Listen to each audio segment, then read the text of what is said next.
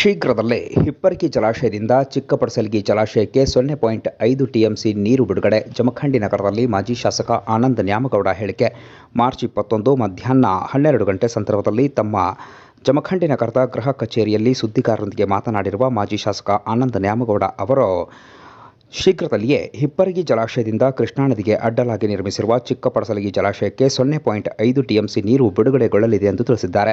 ಕಳೆದ ಮಾರ್ಚ್ 12ರಂದು ಬೆಳಗಾವಿ ವಲಯಾಧಿಕಾರಿಗಳಿಗೆ ನೀರು ಬಿಡುಗಡೆಗೊಳಿಸಲು ಪತ್ರವನ್ನು ಬರೆಯಲಾಗಿದೆ ಎಂದು ತಿಳಿಸಿದ್ದಾರೆ. ಬೇಸಿಗೆ ಸಂದರ್ಭದಲ್ಲಿ ಕೃಷ್ಣಾ ತೀರದ ರೈತರಿಗೆ, ಜಾನುವಾರುಗಳಿಗೆ, ಬೆಳೆಗಳಿಗೆ ನೀರಿನ ಕೊರತೆ ಉಂಟಾಗದಂತೆ ಮುಂಜಾಗ್ರತಾ ಕ್ರಮವಾಗಿ ನೀರು ಹರಿಸಲು ಪತ್ರ ಬರೆಯಲಾಗಿದೆ ಎಂದು ಅವರು ತಿಳಿಸಿದ್ದಾರೆ. ಇನ್ನು ಈ ಸಂದರ್ಭದಲ್ಲಿ ಅವರು ಮಾತನಾಡಿದ್ದು ಹೀಗೆ.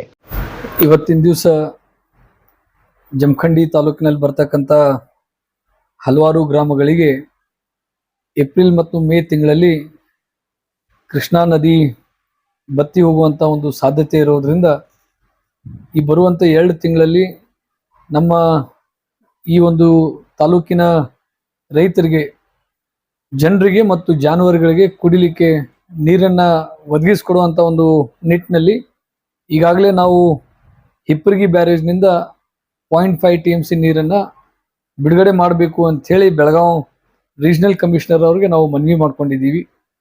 ಈ ವರ್ಷ ನಾವು ನೀರಿನ ಪ್ರಮಾಣ ಹಿಪ್ಪರಗಿ ಬ್ಯಾರೇಜ್ನಲ್ಲಿ ನೋಡಿದರೆ ಕಳೆದ ವರ್ಷಕ್ಕಿಂತಲೂ ಈ ವರ್ಷ ಹೆಚ್ಚಿನ ಪ್ರಮಾಣದಲ್ಲಿ ನೀರು ಲಭ್ಯ ಇದೆ. ಹೋದ ವಾರ 12ನೇ ತಾರೀಕಿನ ಪ್ರಕಾರ gross storage 4.14 TMC of water ಈಗಾಗಲೇ ಹಿಪ್ಪರಗಿ ಬ್ಯಾರೇಜ್ನಲ್ಲಿ ಸಂಗ್ರಹ ಆಗಿರುವುದು. ಡೆಡ್ ಸ್ಟೋರೇಜ್ 0.80 ಅನ್ನು ನಾವು ಕಳೆದ್ರೆ ಹೆಚ್ಚು ಕಡಿಮೆ 3.34 ಟಿಎಂಸಿ ಇವತ್ತಿಗೂ ಕೂಡ ಹಿಪ್ಪರಗಿ ಬ್ಯಾರೇಜ್ನಲ್ಲಿ ನೀರು ಲಭ್ಯ ಇದೆ ಅಂತಕ್ಕಂಥ ಮಾಹಿತಿಯನ್ನ ಪಡ್ಕೊಂಡಿದ್ದೀವಿ. ಕಳೆದ ವರ್ಷಕ್ಕೆ ನಾವು ಇದನ್ನ ಹೋಲಿಕೆ ಮಾಡಿದ್ರೆ ಕಳೆದ ವರ್ಷ ಗ್ರಾಸ್ ಸ್ಟೋರೇಜು 2.38 ಟಿಎಂಸಿ ಇತ್ತು ಮತ್ತು ಲೈವ್ ಸ್ಟೋರೇಜ್ 1.58 ಟಿಎಂಸಿ ಇತ್ತು. ಸೊ ಹೋದ ವರ್ಷಕ್ಕಿಂತ ಈ ವರ್ಷ ನಮ್ಮ ಹಿಪ್ಪರಗಿ ಬ್ಯಾರೇಜ್ನಲ್ಲಿ ನೀರಿನ ಪ್ರಮಾಣ ಹೆಚ್ಚಿರೋದ್ರಿಂದ 0.50 ಟಿಎಂಸಿ ನೀರನ್ನ ಆದಷ್ಟು ಬೇಗ ಬಿಡುಗಡೆ ಮಾಡಬೇಕು ಅಂತ ಹೇಳಿ ನಾನು ಮನವಿ ಮಾಡ್ಕೊಂಡಿದ್ದೀನಿ. ಬಹುಶಃ ಮುಂದಿನ ವಾರ ಆ ಒಂದು ಆದೇಶ ಬರ್ತದ ಅನ್ನುವಂಥ ಒಂದು ನಿರೀಕ್ಷೆಯಲ್ಲಿ ನಾವು ಇದ್ದೀವಿ. ಈ ಸಂದರ್ಭದಲ್ಲಿ ಈಗಾಗಲೇ ಚಿಕ್ಕಪಡಸಲಗಿ ಬ್ಯಾರೇಜ್ನಲ್ಲಿ ಸ್ವಚ್ಛತಾ ಮಾಡುವಂತ ಕಾರ್ಯ ಈಗಾಗಲೇ ನಡೀತಾ ಇದೆ ಮತ್ತು ಗೇಟ್ ಅನ್ನು ಕೂಡ ಅಳವಡಿಸಲಿಕ್ಕೆ ಏನೇನೋ ಪೂರ್ವ ಸಿದ್ಧತೆಗಳನ್ನು ಮಾಡ್ಕೊಳ್ಬೇಕು, ಆ ಎಲ್ಲ ಕಾರ್ಯಗಳನ್ನ ಈಗಾಗಲೇ ಮಾಡ್ತಾ ಇದ್ದೀವಿ.